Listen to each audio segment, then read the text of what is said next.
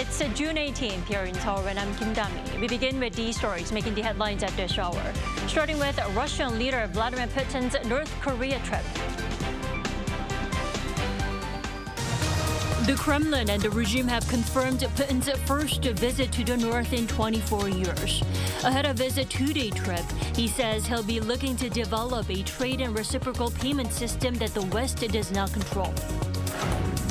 South Korea's top lobby group of doctors, the Korea Medical Association, is staging a nationwide strike of community doctors today against the government's medical school quota expansion.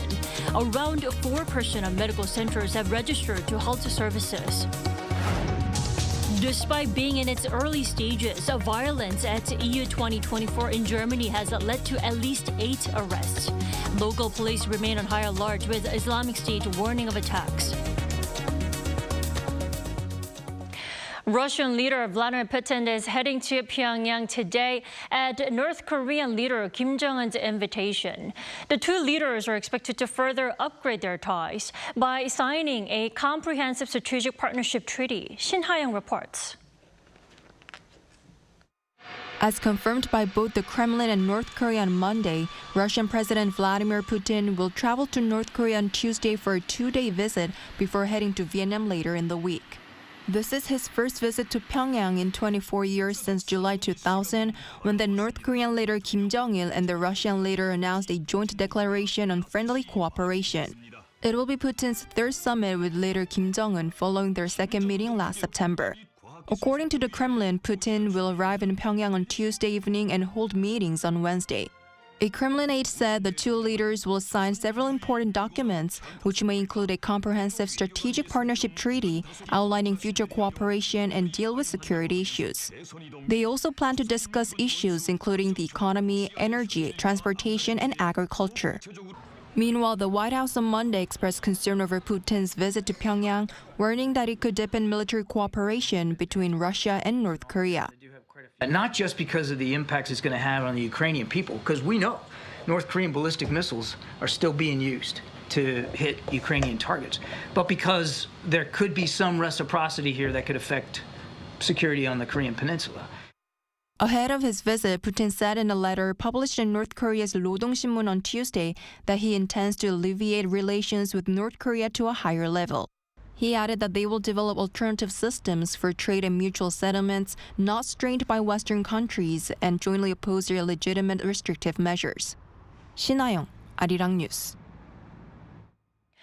Also taking place during Putin's North Korea visit is diplomatic security talks between Seoul and Beijing. The dialogue is also drawing much attention, with Korean Peninsula issues set to top their talks. Bae-eun-ji has more. This week is set to be a busy one of diplomacy on the Korean Peninsula. South Korea and China are scheduled to hold high-level talks between their foreign and defense officials on Tuesday, the same day that Russian President Vladimir Putin will likely visit Pyongyang. South Korea's foreign ministry announced Monday that the 2+2 meeting set to take place in Seoul will be led by Vice Foreign Minister Kim Jong-un and his Chinese counterpart Sun Weidong. Defense officials at the Director General level from the two countries will also be joining the meeting. The two countries agreed to hold such talks last month when President Yoon Suk-yeol sat down for a separate bilateral meeting with Chinese Premier Li Chang on the sidelines of the trilateral summit with Japan. The dialogue was first established in June 2013 and was held that year and in 2015 between Director General level officials. The meeting has not taken place since then, amid strained bilateral relations, after South Korea agreed to deploy a U.S. missile defense shield called the THAAD system. During Tuesday's meeting, the two sides will likely discuss the recent situation on the Korean Peninsula, including the North's trash balloons and the South's decision to suspend the inter-Korean military agreement. South Korea is expected to once again ask China to play a constructive role in resolving North Korean issues and highlight the importance of communication between Seoul and Beijing to maintain peace in the region. All eyes are now on whether the upcoming meeting will help resume high-level communication channels between the two countries and have China keep a distance from the trilateral partnership between North Korea, China, and Russia getting stronger. Bae-eun-ji, Arirang News. Now, what to expect from Russian leader Vladimir Putin's first visit to North Korea in over 2 decades? Let's turn to Stephen Erper, the president of Asia Dialogue. Welcome back. Nice to be back with you. I have to ask you first, the question is, why now? Why is Putin making a trip to the north now? Well, Putin wants assistance from North Korea, particularly by way of munitions. And now, because he feels he has an edge up in Ukraine, and we've just had the G7, he's just been in China. So the opportunity for him to continue to show his eastern lean takes him to Pyongyang and later this week to Vietnam. Well, in the meantime, though, the North has also paused its repeated provocations, from sending propaganda leaflets to South Korea to sending harsh messages to Seoul instead. Now, why the pause? Because Russia's a much bigger ticket. That's really the priority for North Korea right now. Both North Korea and Russia are isolated. The leaflets and balloons, that's an irritant to South Korea. That can happen anytime and something they can return to.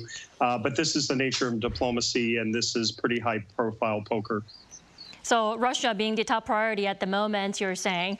There are also reports that Pyongyang and Moscow may elevate their military and security cooperation to a level as high as the 1961 alliance treaty. Now, let's talk more about that treaty. Well, certainly. That was a treaty that was in effect really until the end of the Cold War. It was not quite the mutual security pact that China and North Korea enjoy. It did have a promise, though, to come to one another's aid in terms of defense. But with the dissolution of the Soviet Union, that went away. It was officially disbanded and abandoned in 1995. But in 2000, there was a friendship and amity agreement that was during Putin's last visit to Pyongyang and his meeting with the leader Kim Jong-un at the time. But now do expect to see an uptick. This is all about defense cooperation.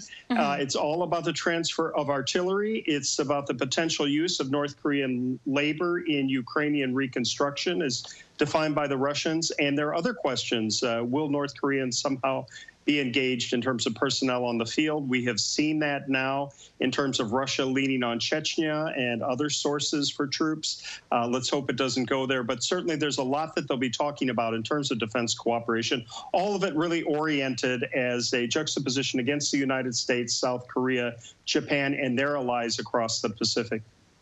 Well, then I have to ask you, how much of a threat is their forging of alliance?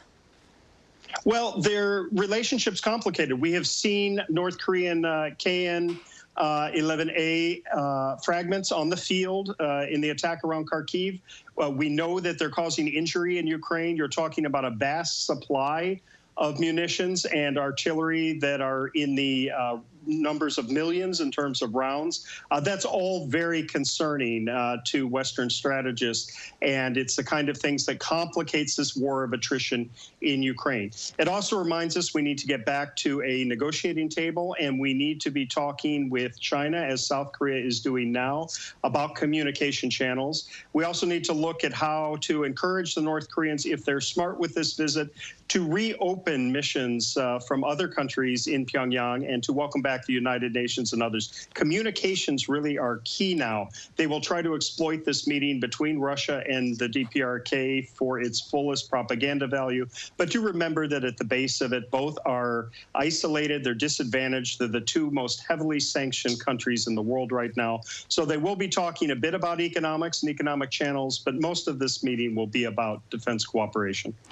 Definitely. And of course, South Korea and the U.S. will not just sit back and watch. Seoul has actually warned that necessary measures will be taken in response to deals reached between Pyongyang and Moscow. Now, what kind of measures can there be? Well, certainly there'll be a counterbalance, and South Korea has unilaterally expressed some red lines to the Russians as recently as the last few days. There are things that they won't tolerate. There are certain contingencies that the United States, Japan, and South Korea are working on. Add on to those allies like Australia, the Philippines, India, New Zealand, and others across the Asia Pacific.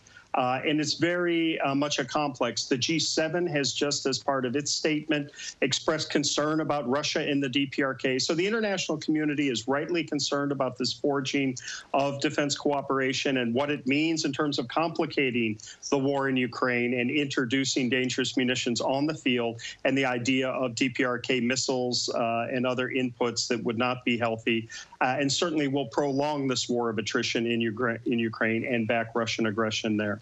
Well, indeed. And what's also notable is that security talks between South Korea and China are set to take place today. That should put China in quite an uncomfortable situation, won't it? Well, perhaps uncomfortable, but I think it's an important point you're making, because China actually probably looks somewhat askance at this meeting between the DPRK and Russia. The agreements that you referenced in 1961, there was one with Russia. There was also one with China, as the DPRK played off at that time its two Cold War patrons. And certainly the Chinese are not going to want to see a strengthening of security relations between Russia and the DPRK. But it also reminds us that China has an important role to play in terms of mediation, in terms of information flows, in terms of communications. And ultimately, they do have greater influence over the DPRK than Russia does, though clearly Vladimir Putin is looking for as many friends in a world in which he is isolated as possible, Kim Jong-un and the DPRK regime being one. And so the meeting today will be increasingly important for South Korea-China relations. And let's hope that China is on board more in that, and not make the assumption that China will simply stand behind Russia in the DPRK, though their strategic interests right now are much more similar. They may actually be able to, at some point, play a more constructive role. Indeed. All right. Thank you so much, as always, for your insightful comments. We appreciate it. You have a wonderful day. Thank you. You as well.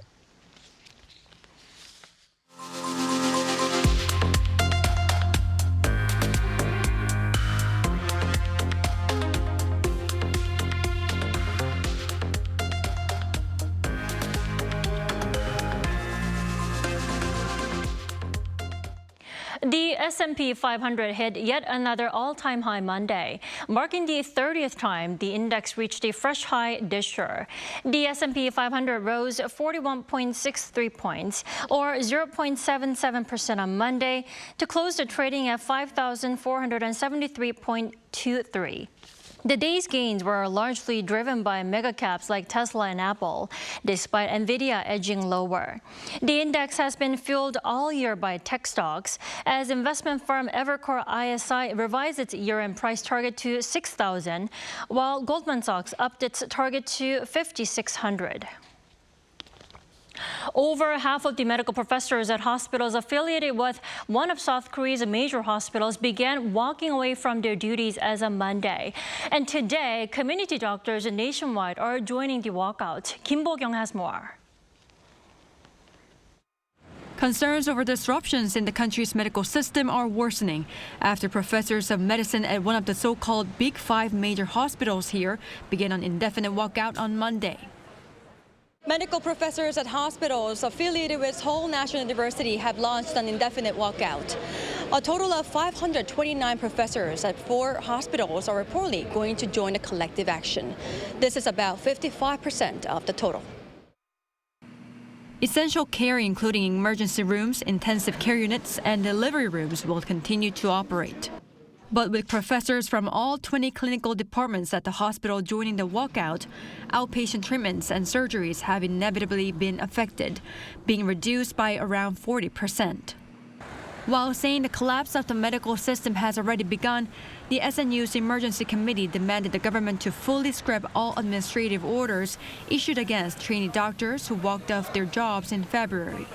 It also added it would be willing to end the walkout and engage in dialogue, but only if the government readjusts the new medical school quota for next year. Amid the prolonged medical standoff, patients have to be worried. I have a cyst on my gallbladder, and this could develop into cancer. Later on, if the size has turned out to have increased, I would have to have surgery, but I'm worried I won't be able to get it. I have come for dialysis, and I'm worried it could be halted.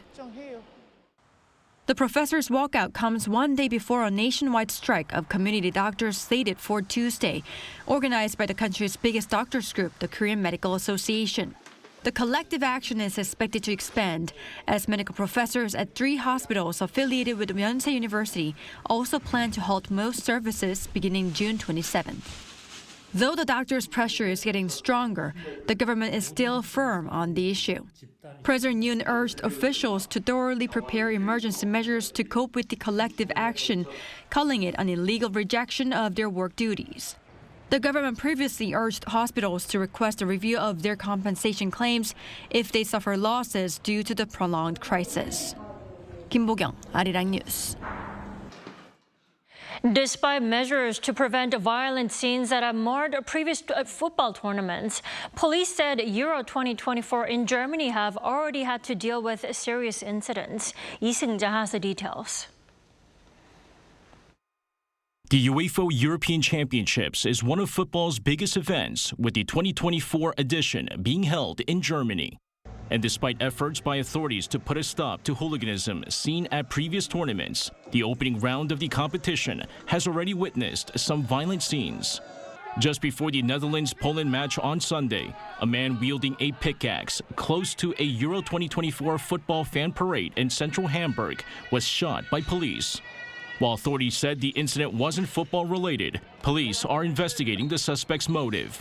Sunday also saw a massive brawl break out between English and Serbian football fans, involving 150 people before England's 1-0 victory.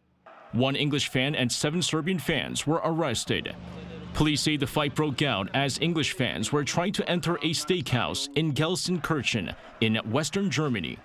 Although it's unclear who provoked the brawl, chairs and tables were being thrown, with several fans and at least 1 police officer injured. Police promised tight security throughout the tournament, with Islamic State having already called for attacks.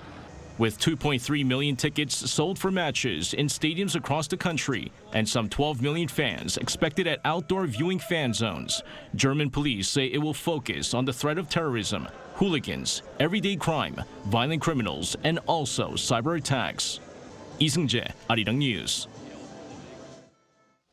Visiting iconic landmarks and snapping photos top many people's to-do list when traveling. But in an era where health and wellness are among people's top priorities, medical tourism is on the rise with Korea, a popular destination. Song Yu-jin reports. One of the great things about traveling is that it can make you a better version of yourself. Medical tourism, where people travel abroad for medical care, does this by improving both your inner and outer well-being. Korea has become a top destination for medical tourism over the years. Data from the Health Ministry shows that Korea welcomed a record high 606,000 foreign medical tourists last year. That's more than double the number from 2022 and the highest since data collection began in 2009. The most popular departments were dermatology, plastic surgery, and internal medicine. By region, Seoul City hosted 78% of them, with 1/3 who visited in 2023 coming to one particular district. So the Gangnam-gu district in southern Seoul, where I am right now, is renowned as the epicenter of Korea's medical tourism. And that's because it's home to countless beauty clinics, including ones that specialize in plastic surgery, dermatology, dental care, and hair restoration. The Korea Medical Tour Promotion Association under the Culture Ministry recently held an event inviting international content creators and social media influencers to experience K-medical tourism firsthand. I believe the key factors behind the growth of Korea's medical tourism market are the popularity of K-dramas and K-pop, which have made people want to visit Korea. Also, the country's cosmetics and healthcare markets have expanded significantly. We, as doctors, will work with these influencers to promote Korea's excellent medical services worldwide. High-quality yet affordable services are what makes Korea's medical sector stand out.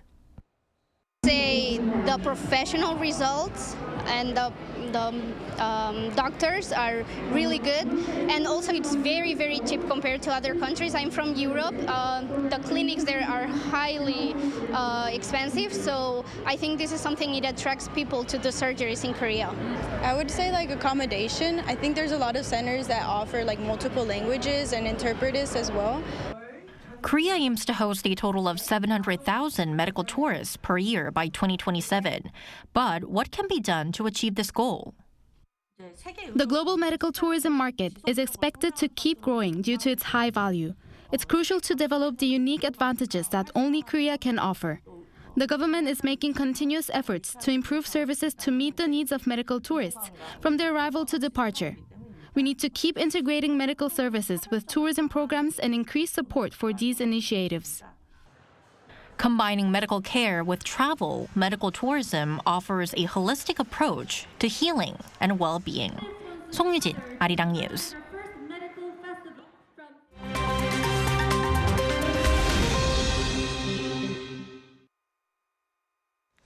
Good morning, I'm Kim Jong-un, and now we turn off to stories from around the world. Israeli Prime Minister Benjamin Netanyahu dissolved his six-member war cabinet tasked with coordination of the conflict in Gaza following the departure of centrist opposition leader and former military chief Benny Gantz earlier this month. According to Israeli government spokesperson David Mensa, decisions on the war with Hamas in Gaza will now be made through the pre-existing security and full cabinets, which do not affect the Israel Defense Forces' existing chain of command. After clashes in opinions, two former IDF chiefs of staff, Benny Gantz and Gadi Eisenkot, resigned on June 9th, with Gantz commenting that Netanyahu's leadership was preventing us from approaching true victory. Netanyahu informed ministers on Sunday night that the war decision-making body would be dissolved rather than bringing in new members. Israel's war cabinet was formed shortly following the October 7th attack by Hamas, when the then opposition party leader and Netanyahu's rival, Gantz, joined the coalition in a show of unity. Benny Gantz is now back in parliament as an opposition party leader. Now moving over to Germany, German prosecutors announced on Monday what they're calling the country's biggest ever cocaine bust. Authorities said they seized 35.5 metric tons of cocaine between April and September last year, worth some $2.7 billion from several container ships, and made 8 arrests following a tip-off from Colombia. As part of the OP Plexus operation alongside Europol, 25 tons of the narcotic were found at the port of Hamburg, while 8 tons were seized in Rotterdam, the Netherlands, and 3 tons were confiscated in Colombia. The cocaine was reportedly hidden among vegetables and fruit. 2 Germans, 2 Turks, and others from Azerbaijan, Bulgaria, Morocco, and Ukraine were among those arrested. Following a migrant shipwreck in the Mediterranean Sea off the Italian coast, 64 people were reported missing, while 11 were rescued, according to the Italian Coast Guard.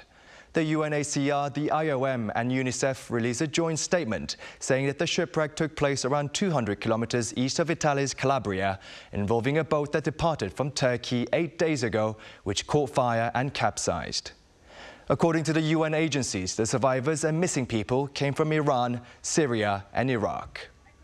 The German aid group rescue ship said that an additional 11 migrants died in a second shipwreck, where the group's rescue ship picked up 51 people, including 2 who were unconscious, and recovered 10 bodies trapped in the lower deck of a sinking wooden boat. The governor of the U.S. state of Maryland granted a mass pardon on Monday to 100,000 people with more than 175,000 low-level marijuana convictions. Democrat Governor Wes Moore said that we cannot address the benefits of legalization if we do not address the consequences of criminalization, while stressing that the state's drug policies have a disproportionate impact on people of color. The mass pardon comes after Maryland residents voted in a November 2022 ballot referendum to legalize the use of marijuana by adults. While possession and use of marijuana remain illegal under U.S. federal law, 24 states have legalized the recreational use of the plant-based drug under local laws.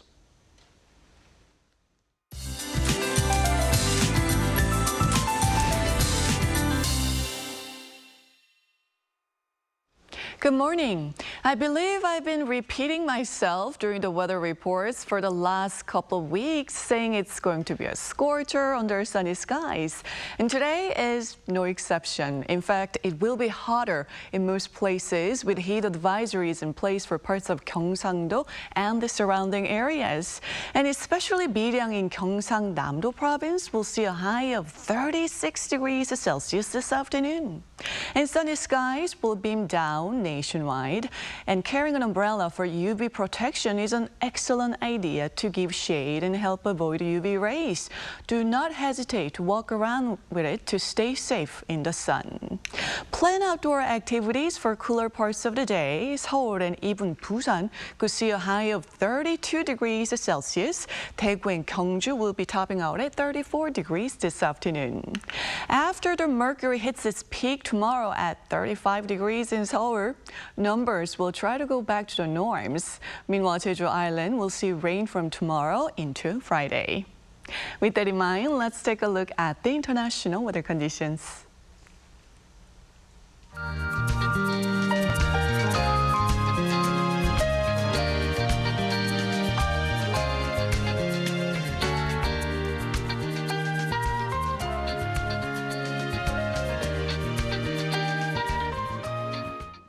We thank you for watching New Day at Arirang. We will be back tomorrow at the same time, 9 a.m. Korea time.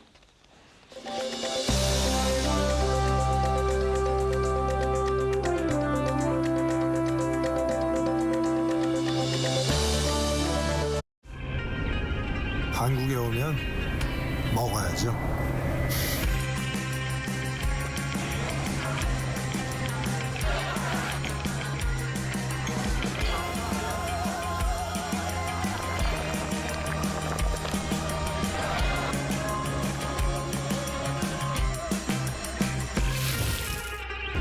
먹어도 끝이 없는 나라. 감당할 수 있겠니? 웰컴.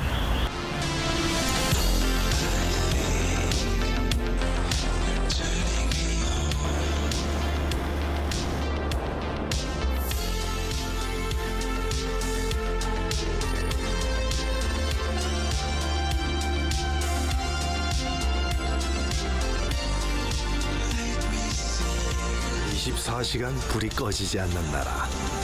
감당할 수 있겠니? 웰컴.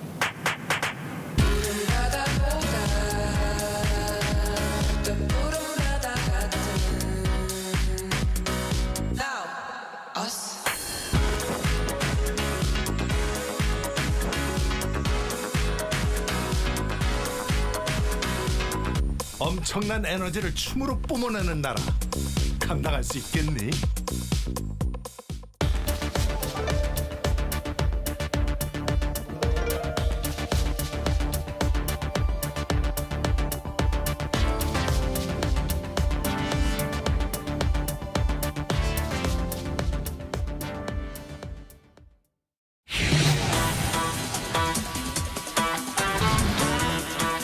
시장입니다. 스탠바이. 방콕 스타트.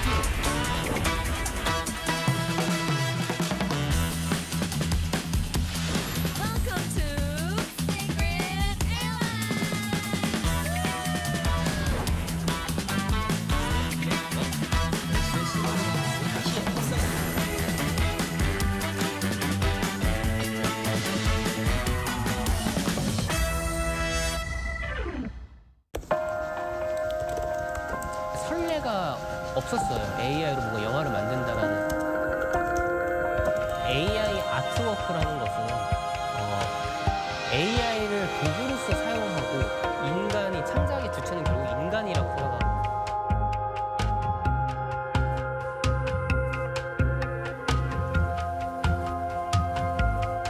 저는 대한민국의 AI 영화 감독 권한수입니다.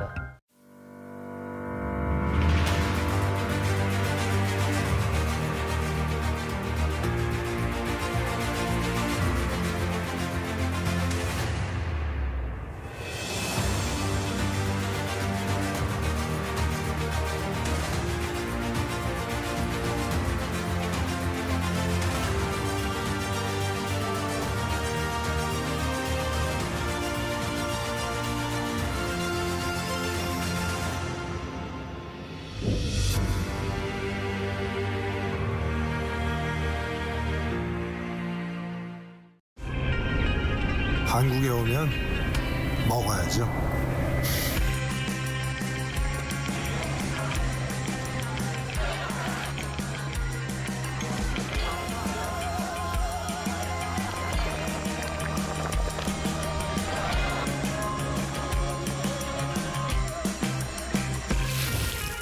먹어도 먹어도 끝이 없는 나라.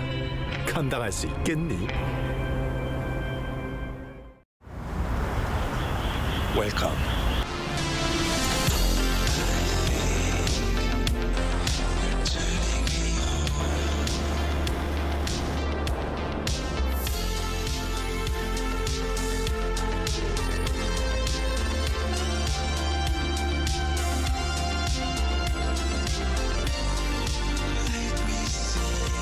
(24시간) 불이 꺼지지 않는 나라. 감당할 수 있겠니? 하나, 둘, 셋. Hey, Mr. Cupid, who's mine? Make sure you listen to what I say. I may be stupid or quite naive.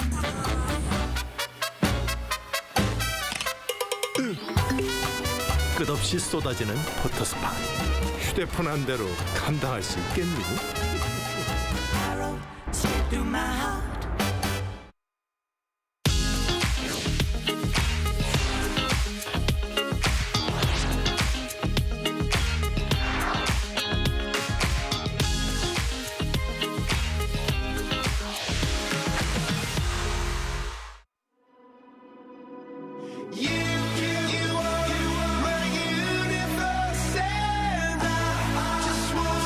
We're here to bring a new type of news show.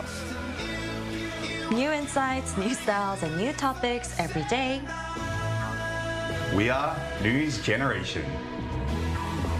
Bringing news just for you. It's Tuesday, June 18th here in Seoul. I'm Song Yujin, and this is News Generation. Today, we're joined by Choi-ji. Good morning. Happy Tuesday. And Walter Lee. Lovely to be here. Lovely to have you. Now, both are here to speak on behalf of those in their 20s and 30s. Now, as usual, we're going to start with our news feed, which covers different hashtags and news items that have been trending online over the past 24 hours. The British Geological Survey, the United Kingdom's National Earthquake Monitoring Agency, has found that American singer-songwriter Taylor Swift's 3D concert in Edinburgh, Scotland, held 2 weeks ago, triggered earthquake readings up to 4 miles from the show's venue, Murrayfield Stadium. According to the BGS, the seismic activity was mainly generated by fans dancing to the music, though it added that the vibrations were unlikely to have been felt by anyone other than those in the immediate vicinity.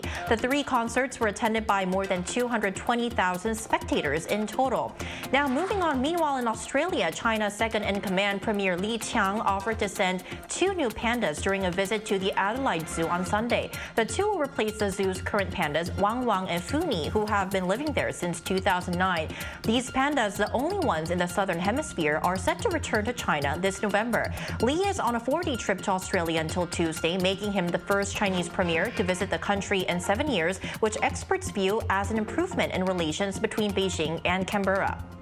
Moving on, ending off in Paris, where a little more than a month remains until the 2024 Olympics. There has been a rise in videos uploaded on social media platforms like TikTok by Paris residents, warning visitors that the city may not deliver its best during the Games. In the videos, many residents expressed discontent over the city, asking students to give up their housing for workers during the Olympics, as well as frustration around transportation, as fares for the Paris metro will almost double during the Games. Concerns also include terrorism, overcrowding, tourist scams, and hotel price hikes. So here in the studio, I want to ask you guys, do you have plans to visit Paris during the Olympic Games? And as a country that has hosted the Olympics, the Winter Olympics in 2018, did you also feel or experience similar discomforts or inconveniences when Korea held the Pyeongchang Olympics in 2018? It's 2 very long questions. So let me get to question number 1. No, I don't plan to go to Paris, though I would like to. Though yes, there is a lot of controversy surrounding the whole Paris situation where it's not going to be as clean as they want. I know that Seine River is actually a big topic of discussion, whether they can get it clean enough in time to go swimming during the opening ceremony. However, we're not sure. Now, for your second question, I was actually basically a homebody when the Winter Olympics was happening here in South Korea, so I didn't really go out and see too many things. When I went to work, there were obviously a lot of tourists, a lot of athletes getting around, but it wasn't an inconvenience, I would say. I think that South Korea did a very good job in showing the best of what we have here for the athletes and also the people who are visiting. So I didn't hear of any scams or any, price hikes. There might have been price hikes, so I didn't even need to go. But I think South Korea did a very good job when the Winter Olympics was here. Right. Now, I want to ask you, what are your thoughts on this, G? First of all, do you plan to visit the city during the Olympic Games? Well, I wish I could because I really like Paris. I've been there twice. Yeah, me too. Yeah, it's a nice city. Although there are mixed opinions regarding the city, but I personally really like it. But unfortunately, I don't plan to visit Paris for the Olympic Games. I was hoping to go if I got accepted for this work position, but I didn't get it, unfortunately. But during the Pyeongchang Winter Olympics back in 2018, I didn't experience any of the struggles that the Paris locals are expressing right now. And I think this was probably because I was a visitor myself, because I was working for this broadcasting company. Right. Yeah, and I was staying in the media village. So I was a visitor myself to the region. So I didn't feel the same kind of level of impact. And I, in fact, enjoyed the vibrant atmosphere of the region with all the international visitors and spectators. And so I didn't really feel the concerns that the residents in Paris are expressing right now. Now, maybe it's because it may be different if you actually live in the area where the games take place, and maybe because the Summer Olympics are known to be usually bigger in scale than the Winter Olympics, but hope everything goes well until the Paris Olympics kicks off in the city in July 26th. And that was our news feed for this Tuesday. So now we're going to move on to our main discussion topic of the day. I remember that last week we explored skinny obesity here on NewsGen, its health risks, and the importance of eating healthily and exercising to be our best selves. Now, recognizing this importance, appears that more millennials and Gen Z these days are prioritizing healthy eating. So let's take a look at the screen to find out more. Data from one global health and wellness app shows that millennials and Gen Z are willing to spend more on healthy food. The report reveals that the younger generations are willing to sacrifice spending on fashion, tech, and streaming services to prioritize healthier eating. They cite healthy eating as an affordable and accessible source of pleasure that offers long-term benefits, such as reducing future healthcare costs. What are some healthy meal plans millennials and Gen Z are opting for, and what are their health benefits? Right, so today we're going to talk about how much our generation is interested and passionate about eating healthy. So I want to ask our panelists here in the studio first off, what did you have for dinner yesterday? What did I have for dinner yesterday? I ate a sweet potato because I'm so healthy. And as healthy as that sounds, it isn't until I tell you what I ate before the sweet potato, which was 4 ice creams. 4 ice creams? Yes, for lunch yesterday because I don't know why. I just was in an ice cream sort of mood. So I at least had one healthy food. That counts, right? Like maybe. I guess. But it's better than having 5 ice creams. But yes. Okay. A sweet potato. Right, so Walter had 1 sweet potato and 4 ice creams. Now to Chi, what did you have for dinner? Please don't disappoint me. I won't. Very different from Walter. As a health-conscious millennial, I had a nutritious dinner. I ate a mix of rice, including brown rice, oats, lentils, and sticky rice, along with soybean soup with vegetables, crab, and like. Did you cook them all? I did. And I had some chicken breast, kimchi. Well, I didn't make the kimchi and seaweed, but I had all those. And the other day, I actually had some healthy protein. Do you know croaker? We call it chogi. Oh, I know. In English. Yeah. And I had some fish, white fish as well. Great. So expanding on what Ji just told us about her healthy dinner, we're going to actually explore this new healthy meal plan that's gaining popularity among millennials and Gen Z in Korea. It's called 저속노화 in Korean, which means slow aging diet in English. So Ji, as a person who is already on this healthy meal plan, could you please tell us what kind of foods are included in this diet and how this all started here in the country? Sure. So the food I just told you about, those that I ate the other day and over the weekend, is a perfect example of a slow aging diet. So what Walter mentioned, like having 1 sweet potato, is quite out of trend because we we don't eat just one healthy food. We tend to, the millennials and Gen Zs, they're opting for a more balanced diet these days. And they're into slow aging diet, which isn't too flavorful, but is very nutritious. And by slow aging diet, we mean eating less sweets, unlike Walter, less processed grains, less carbs. Unlike Walter. Unlike Walter. Yes. Everything opposite of what Walter ate the other day.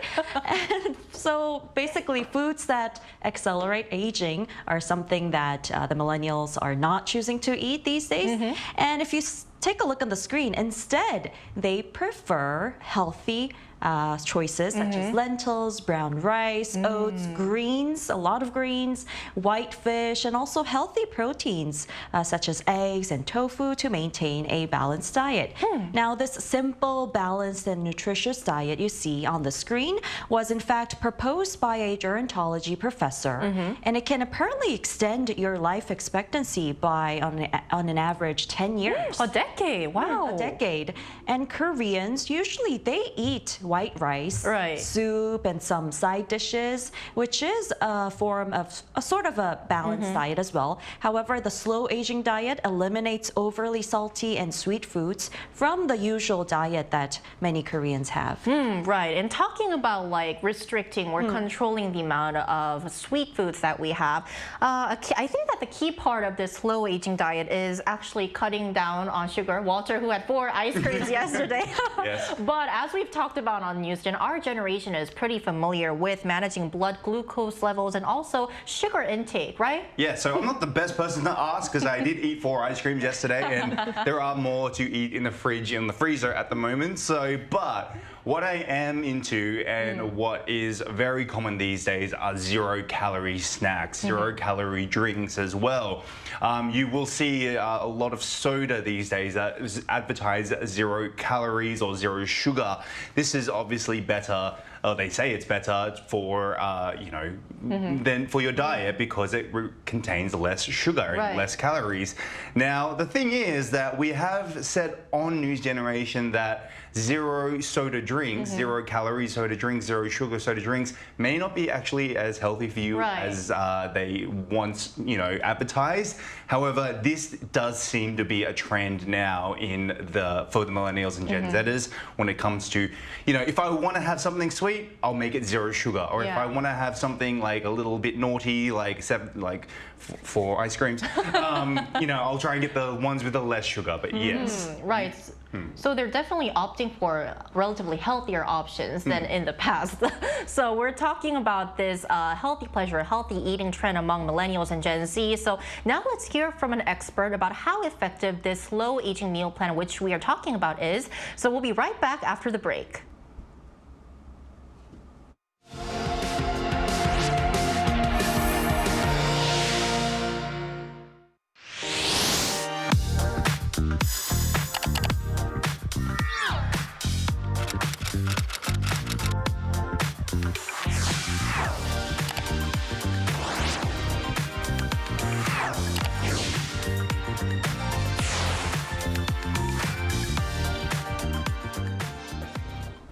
Now for our interview, today we're joined by Dr. David Kwok, an assistant professor at the Suncheon University International Clinic. Welcome, doctor, to the show.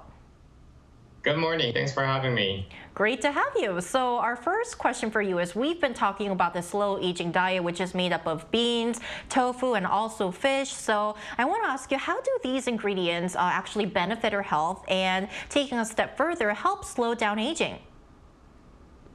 Well, so there are multiples of theories that back up healthy eating in regards to eating what's called the slow aging diet. And one of them are concerned with an enzyme called mTOR. And I don't want to get too much of a specifics into that.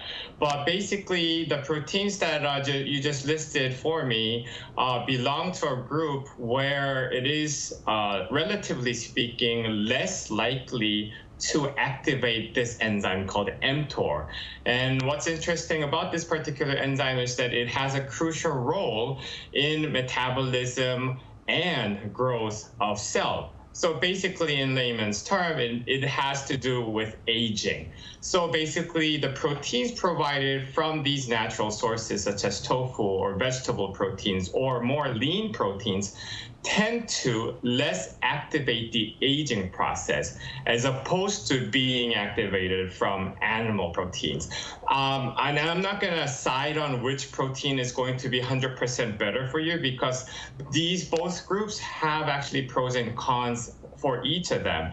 But for the topic of our discussion today, in regards to slowing down the aging process for all our cellular mechanism, these types of vegetable proteins as well as lean proteins tend to be better in regards to the speed or slowing down the speed of the activation. I see. Very interesting. The enzyme mTOR that's activated, not activated. And my second question to you is, what are some foods or eating habits we should avoid when following this slow aging diet? So let me actually quickly get back to the idea of slow aging diet. It is based on primary findings that peak in our blood circulating sugar level always tends to get remained stored in our other bodily system. So when we cut down the peak, but rather make that longer but non-peaking, this particular doctor who is behind all these ideas is claiming that we have lesser amount of storage in our body, such as our belly fat, and that in the end, in the long run, actually is beneficial towards the all in health regard, aging process and everything else. So basically, what it means is that anything that's more condensed and is able to provide higher levels of sugar in a short period of time, such as 4 cups of ice cream, will actually end up being stored in our belly fat. And as opposed to that, anything in the opposite direction, such as, something that's less spiky in our taste. So something less sugary, I'm sorry to say, but something that feels rather less tasteful, but feels more deep as being from natural resources, would actually not spike up the sugar, but rather give us the generalized low elevated blood sugar level. So it's better to always go in the direction where it's less processed, less condensed in food sources, so anything that's more natural. But on the other hand, something that's more manufactured, something that's more condensed, such as in the case of ice cream or candies, will be less beneficial. Thanks for that, Doctor. We're about to run out of time, but could you give us just one tip on how to start and maintain this meal plan easily? Right. So I am beginning to think about actual feasibility of this whole slow aging diet issue. It is very hard even for myself to actually get into action to suddenly, decide, change out all my meal plans. So I think the best way to approach this is that by being in a group and also having easy access to medicine who can always either nag you or to give you advice, the rightful advice on this issue. So, make visitations to medical services more regular, and also be surrounded by people who share the same interest in you, being conscious of these health statuses. Well noted. All right. Thank you, Dr. Kwok. We really appreciate your answers today. Great. It was fun having you. Great. Now, it's actually really fascinating that the younger generation is into healthy eating these days, because we're actually the ones who started this craze or trend towards extremely spicy and salty food. So what do you think has caused this change? Well, like you mentioned, we were actually over maratang soup, and we were crazy over maratang soup and tanghuru, the sweet sugar-coated fruits. But then that trend is fading. At one point, it was so popular that there was even a song related to it. You know that, right? Right. Tang, tang. Oh, I forgot. Something. Anyhow, there's even a song for it. But many famous YouTubers these days are now promoting the slow aging diet, which the younger generation sees as a cool, new, and sustainable lifestyle choice focused on health rather than a passing trend. And I think also the people in their 50s and 60s, they're usually very health conscious, right? I think they had a very positive influence on our younger generation as well, because they're very health conscious, like I said. They prioritize physical well-being, avoiding illness, and they tend to eat a lot of proteins as well and less salt and sugar. Right, so it's not just about the mind or trend that she talked about. It's also related to actual health concerns among our generation, right? That's correct, yes. Though we are very concerned with our weight and how we eat, there is also a rapid increase in obesity, especially when it comes to terms like skinny fat. Oh, right. So, we could experience diseases like our parents as well, 10 or 20 years earlier than our parents' generation. So that's something we need to look out for as well. Definitely. So we're talking about this healthy meal plan that's trending in our country among the young generation. Now, to find out what kind of healthy meal plans are trending among the younger generation in other parts of the world, we also asked our viewers, and here's what 3 of them had to say. So if we look at the comments, Sean Mendes says popular health diets among millennials and Gen Zers in India include vegetarianism, veganism, Ayurvedic diet, gluten-free diet, paleo diet, keto diet, intermittent fasting, and flexitarianism. A lot. Penny says in the U.S. there are diet meals through the mail companies that allow you to choose your meals from a selection of options online and then shipped to you on a weekly basis. They make sure all of the options are low calorie, high in vitamins, minerals, and proteins. Leon says high protein, low carb diets, intermittent fasting, and flexitarian diets are some popular trends among Singaporeans. The flexitarian diet emphasizes plant-based meals but allows occasional meat or seafood consumption. So based on the comments, we can see that the younger generation in other parts of the world are also interested in healthy pleasure or following a healthy meal plan. And besides what we've talked about today, do you guys have any tips or recipes that you'd like to share on ways to follow healthy eating? Well, I want to share 2 tips really quickly. So first, eat a hearty breakfast, just like Eugene. She had meat this morning. I did, actually. Full of proteins. Yes. A moderate lunch and a light dinner. Second, start with greens, your vegetables, then have your proteins, and finally include carbs. So this approach apparently can help lower your blood sugar levels we've been talking about earlier. Right, and that's actually what the professor who started the slow aging diet here in Korea recommends as well. Now, what about you, Walter, who ate 4 ice creams? Yeah, don't eat 4 ice creams. That's pretty simple. I would say but I did eat healthily once upon a time, and I did a lot of meal prep.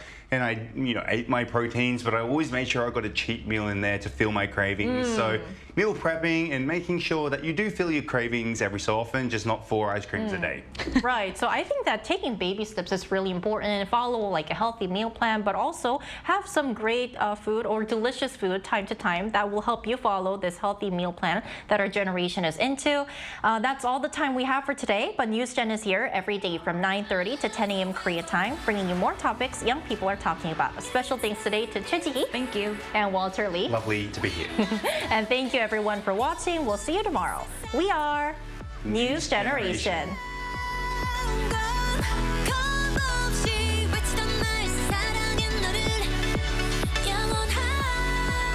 하나, 둘, 셋. Hey, Mr. Cupid, look my way. Make sure you listen to what I say. I may be stupid